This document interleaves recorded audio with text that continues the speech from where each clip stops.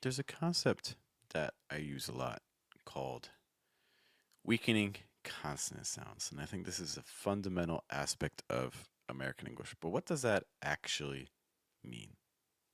Well, if you're not sure about consonants, consonants are your letters like B, C, D, F, G, whereas your vowels are your letters like A, E, I, O, and U. And in American English, it is fundamental to make sure that your vowels are getting enough space and that your consonant sounds are not. But what does that actually mean? Well, it really comes down to thinking about this as like a circle or as a pie. Let's talk a little bit more about that. Good morning, guys. Good evening. Good afternoon. Welcome to your daily American English pronunciation show, which is Wake Up American. We are here usually between the hours of 7 to 8 a.m. New York to make sure that you can get in your 5 to 10 minutes of pronunciation practice for the day. And to guide you in that process, there's me. Hi, my name's Geoff. It rhymes with breath. That's one of the four keys to a natural sound in American English, including placement, pitch, breath. Trying to weaken your consonant sounds in order to strengthen your vowel sounds. And today we're going to be talking about this concept of what does it actually mean to weaken a consonant sound. And I mentioned that again, you want to kind of be thinking about a pie. Okay. Let's imagine that this pie was split. And this is something I've mentioned before, but I think it's good to return to because we haven't talked about it in a while. Imagine that your pie was split into like 80% and 20%. You have an 80% portion and a 20% portion. The 80%, let's imagine, goes to your consonant sounds. 20% of your energy instead goes to the vowel. Okay, so 80% of your pie is for consonants, 20% of your pie is for vowels. And let's use an example of the word did. Let's imagine that did was our circle or was our pie. So if I say the word did with a 80% focus on the consonant sound, it might end up sounding something like did, did, did. But what if we invert that? What if instead of saying did with 80% energy on the consonant sound, we put 80% of the energy instead onto the vowel? Okay, so instead of saying 80% on the consonant, let's put it on the vowel, and then the sound might be more like the, the. Do you hear that difference between like did, did, did, and the, the, the? To me, that's a pretty dramatic difference in sound. Especially imagine that you're doing this for every single word that you say when you speak in American English. This is what I'm referring to when I say, hey, let's weaken our consonant sounds, let's strengthen our vowels. Is let's try to go for a proportion where when we say a word, 80% energy instead goes to vowel sounds instead of to the consonant sound. One of the things that you'll see with that exercise, whether I say did, or did, both of them take the same amount of time.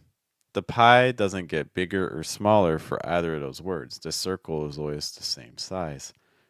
But the sound is completely different because I'm spending more of the time on one element and less time on another. I'm spending more time on the vowel and less time on the consonant. Let's look at another example of a word. Let's use the word America. America. If I put 80% of the focus onto the consonant sound, it might sound something a little bit more like America. America. Where the and then the R, and the k. Those sounds all start becoming a lot more pronounced. America. Versus if I put 80% emphasis on the vowels there, it might turn into it's like America. America. Here there's America. America. America. America. Pretty big difference again in terms of how the sound is going to come off for your listener. And let's do one final example of this. Let's look at the word internet. Internet. If I go heavy on the consonant sounds, like the n and the T sound, and the R and the N and the T, I might get a sound that's a little bit like internet. Internet. Internet. Okay? But if instead I change the proportion, I put 80% of my energy instead onto the vowel sound, what could that become? Well, it might become something like internet. Internet.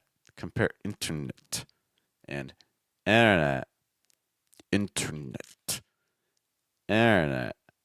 Again, same amount of time to say each of the words, but the sound is drastically different because I've changed the focus.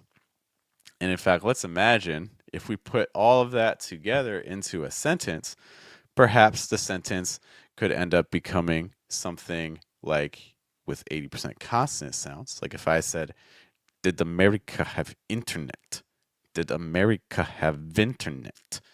Versus if I instead shift the focus onto vowel sounds, it might become something more like, did America have internet? Did America have internet? Did America have internet? Did America have internet? Okay. One of the things you may notice is as I make the consonant sounds weaker and I make the vowel sounds stronger, that actually is going to give me a more fluent sound. I'm going to be able to go from syllable to syllable to syllable in a way that sounds a lot more fluent and smoother because American English, again, wants to weaken consonant sounds and strengthen vowel sounds. Vowels are the motor. Vowels are what makes word. They're what make words move. And if I'm able to emphasize the vowel sounds, I'm going to result in a smoother, more fluent sounding word. So consider this when you're talking. Try to give more space to your vowels. I do have a quick question before we head out today. This is a question from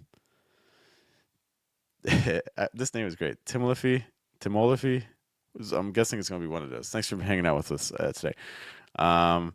Saying, I find it kind of hard to pronounce words ending with THS. That says months and clothes. Okay, so first things first, with the word clothes, don't try to pronounce that TH. A lot of times it's just pronounced like the verb close, like close the window, close the door, or I'm wearing clothes.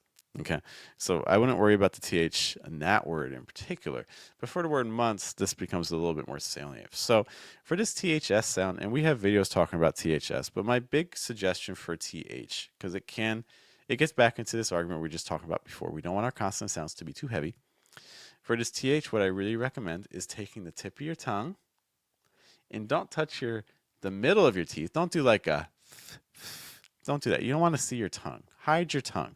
You can hide it against your top front tooth, like, or you can hide it against your bottom front tooth, like, I don't care what you do, but those would be the two positions that I think are going to make things a lot easier for you. Because then all you need to do is just gently slide your tongue a little bit. It's like, and I know you can't see that, but what's happening is the tip of my tongue is just going along the back of my top front tooth very, very lightly, very light contact. It's like months, months. If it's the bottom case, it's like, what it's really just going to do is this, again, I'm going to slide, but just along the bottom front tooth. It's like months, months. Okay. So you can try to work on saying it 3 times, like months, months, months. Or, against my bottom front tooth, months, months, months. Okay. But we don't want to do is like months, months. It's too much. It's too much work. So that's my quick big tip. Without actually seeing and hearing, it's hard to see exactly what's going on. But hopefully just having that light contact between this tooth or your bottom one is going to help out a lot. The other thing I'll say is don't press against your tooth too firmly. If you press too firm, you might end up like months, and that's not a very pleasant experience for anyone, you as the speaker or your listener. Okay. All right, guys. I would say that if you are looking for some specific pronunciation advice for yourself, we do have the pronunciation group on Telegram, so I do respond to people within 24 hours. and actually get to hear you instead of guessing what's happening. So if that's something you're interested in, you can go to fluentamerican.com/telegram. Tim already is saying that it's actually easier and more natural to pronounce. Hey, everyone wins. Sometimes it just takes a couple seconds. Great. All right, I do have to head out, guys, but hey, thank you for hanging out with me today. There's a lot of pronunciation resources out there. I'm very much aware of that. So the fact that you are here with me is appreciated. I hope you guys have a good day, have a good night, and a good afternoon. Take care, guys. Bye.